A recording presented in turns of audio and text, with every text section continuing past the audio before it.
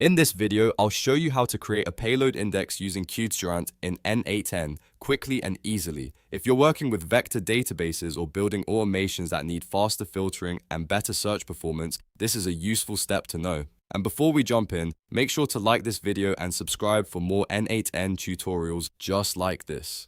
First, open the workflow you want inside N8n. This is the workflow where you'll add the Qdrant action. Once you're inside the canvas, go to the Nodes panel on the right side and search for Qdrant. Select the Qdrant node from the list to add it to your workflow. After that, look through the available operations and choose Create Payload Index. This is the action that allows you to define an index for a specific payload field in your Qdrant collection. Now you'll need to configure the settings based on what you want to index. Select the collection, choose the payload field, and set the index type or any other available options that match your use case. Make sure the values you enter are correct, because this determines how Qdrant will handle filtering and query performance for that field.